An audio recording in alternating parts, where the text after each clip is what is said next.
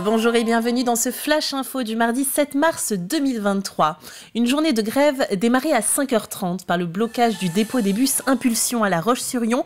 Aucun bus n'a pu être mis en circulation, annonce l'entreprise dans un communiqué. La situation pourrait perdurer toute la journée. Du côté des manifestations, elles sont au nombre de 4 sur le territoire vendéen. Les 2 premières se sont élancées ce matin à 10h. À Chaland, comme vous le voyez sur ces images, ils étaient environ 1 millier à défiler, soit quasiment le double de la précédente journée d'action.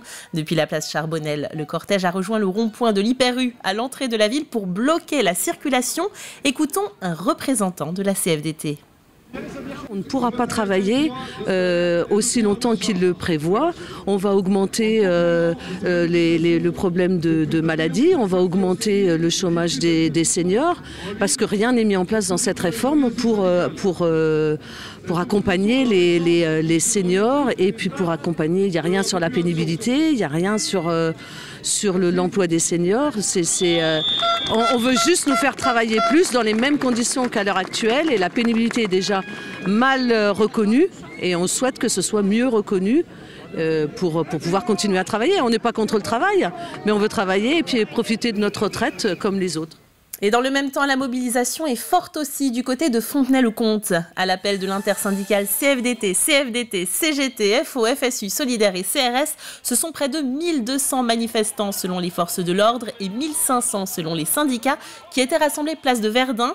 Parti à 10h40, le cortège a effectué une boucle en passant par les rues Kléber, République et le quai Victor Hugo avant de revenir à son point de départ où des covoiturages sont organisés pour la manifestation de l'après-midi à La Roche-sur-Yon.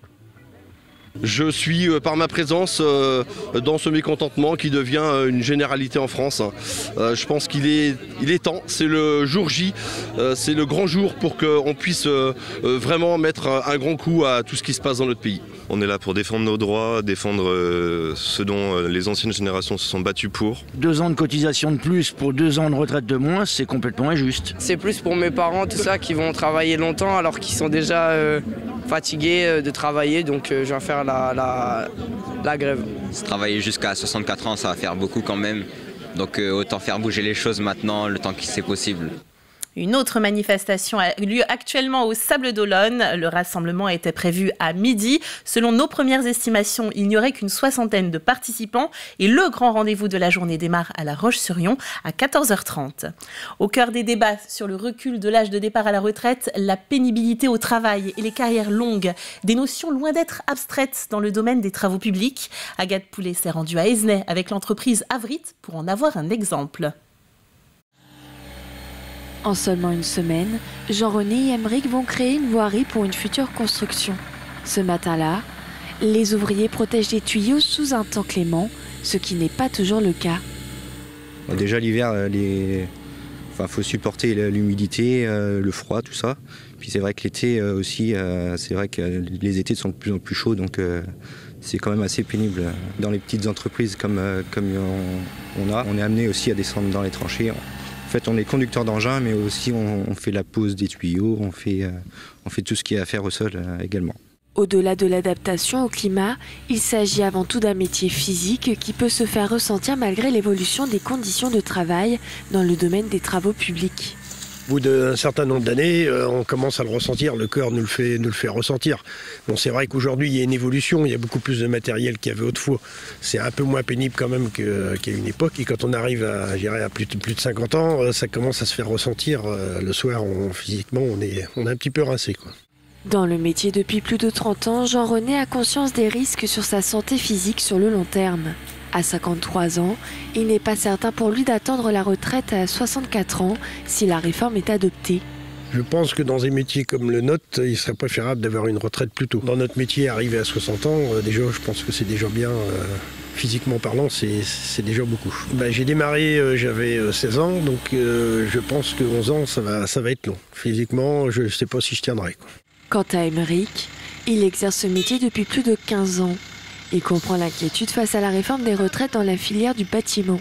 Je comprends les plus anciens qu'au bout d'un moment, ça peut jouer sur leur santé et sur les maux de dos, comme disait mon patron.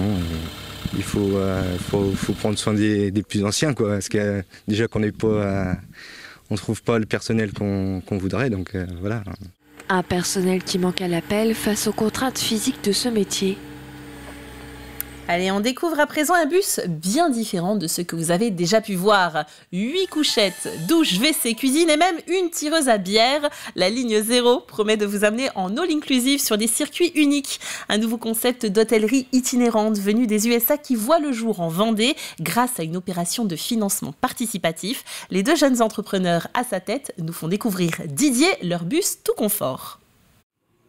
Sous son air rétro, ce bus de 1970 est une véritable résidence de vacances sur roues pour 8 personnes. Un hôtel-bus, une idée originale rendue possible grâce à un financement participatif. Le projet baptisé Ligne 0 est sur le point d'aboutir. Le premier séjour est prévu courant avril.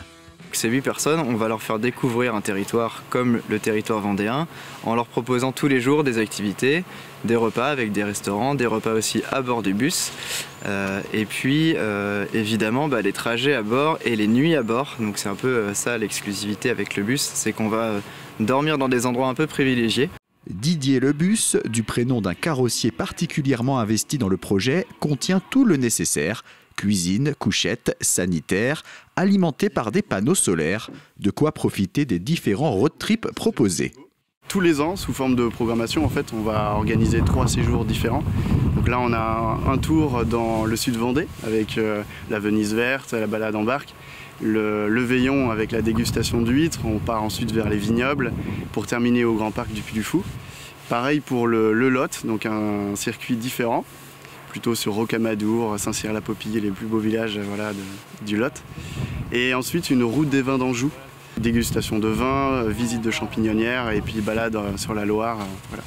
Les spots de couchage font rêver. Parc de châteaux, étangs, brasseries, le tout à contempler depuis le toit-terrasse du bus.